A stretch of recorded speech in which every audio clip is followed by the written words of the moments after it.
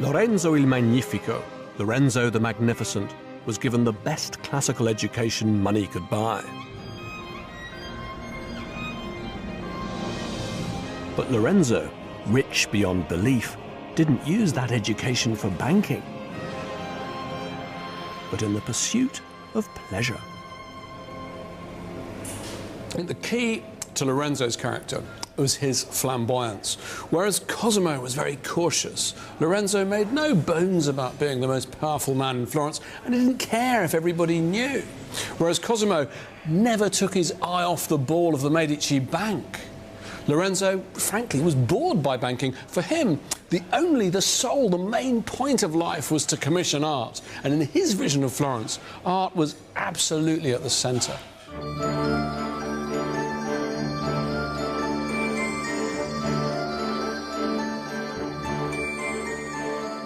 Lorenzo's great dream was to revive the beauty and myths of the ancient classical past.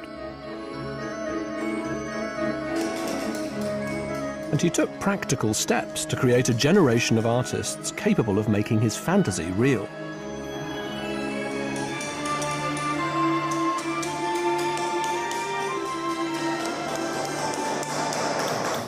Now, if it wasn't for the Medici, these students might not be doing what they're doing today, because the story goes that Lorenzo il Magnifico was so concerned that standards were dropping in Renaissance Florentine art that he had the idea of founding an academy. He gathered together a number of choice works of art from the Medici's own collections. He hired a tutor, and bang, the modern art school was born. Lorenzo set up this academy in his own garden, where students would copy from his collection of classical sculptures. And Lorenzo's devotion to pagan rather than religious art moulded the minds of his students.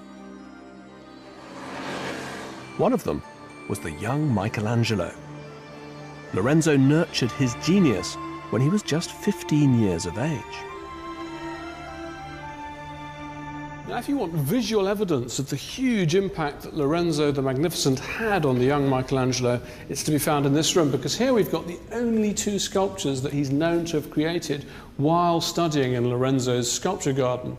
Here we've got this beautiful low-relief sculpture, a classical technique. It's the Madonna of the Stairs, and he was taught this technique by the sculpture instructor that Lorenzo had installed in the garden. Beautiful piece, but it's still within the religious language. If you want to see how Michelangelo's imagination was really opened up by the influence of Lorenzo, it's here in this great sculpture called The Battle of the Centaurs, which is one of the most precious things in the Michelangelo house, although they've actually allowed me to open the Perspex case so we can see the sculpture in its full glory. Isn't that fantastic?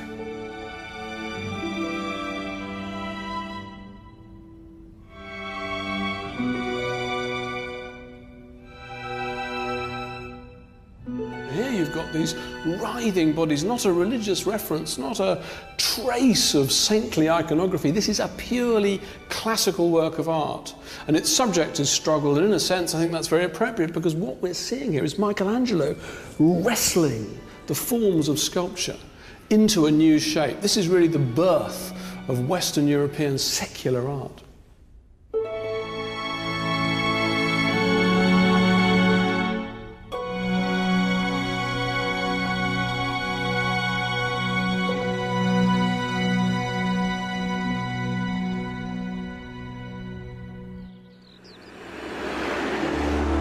Lorenzo was to make his most ambitious attempt to embrace the joys of antiquity, not in cramped Florence, but in the Tuscan countryside. It wasn't enough for Lorenzo to promote classical styles of art. He was fascinated by the whole ancient Roman and Greek way of life. And as a result, he was to commission a truly revolutionary piece of architecture.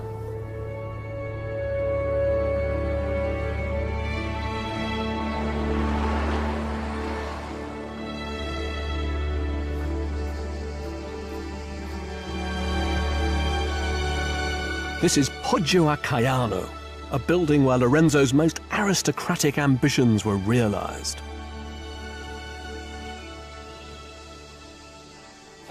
raised up on a classical arcade with this grand entrance plainly modelled on the portico of an ancient temple. This is a building that looks straight back to the splendour of ancient architecture.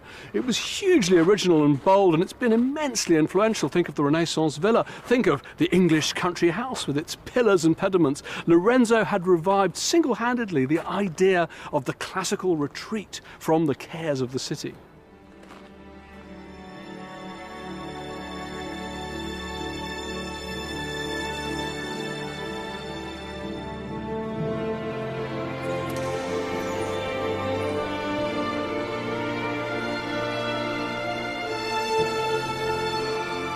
At the heart of the villa is the Great Hall, a room that transports you back in time, bringing to life the myths of the ancient world in full and vivid colour.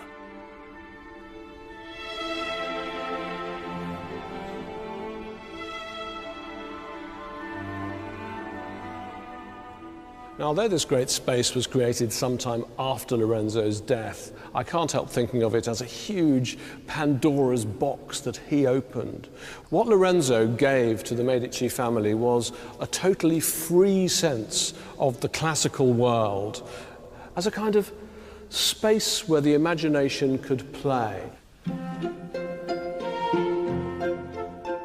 These frescoes, begun in 1519, are wonderfully free interpretations of Roman and Greek stories, a classical vision of delight.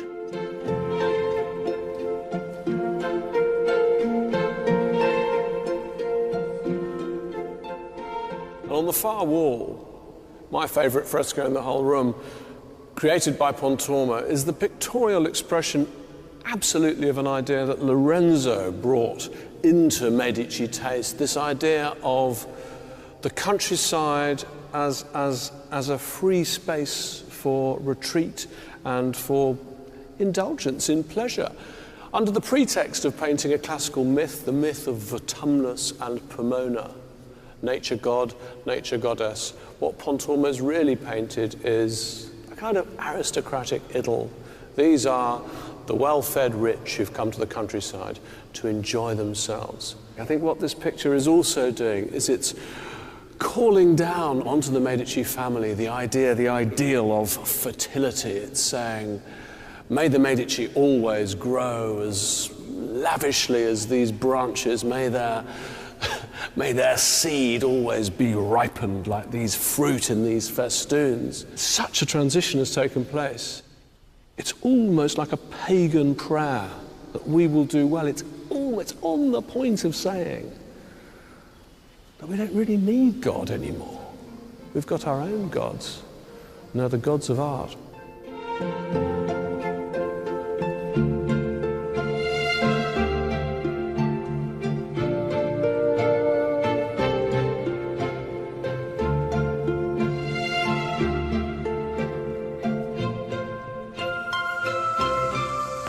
Poggio Acaiano is much more than just a pleasure palace. I think it's a wonderfully eloquent statement of Lorenzo's ambition to be much more than just a merchant.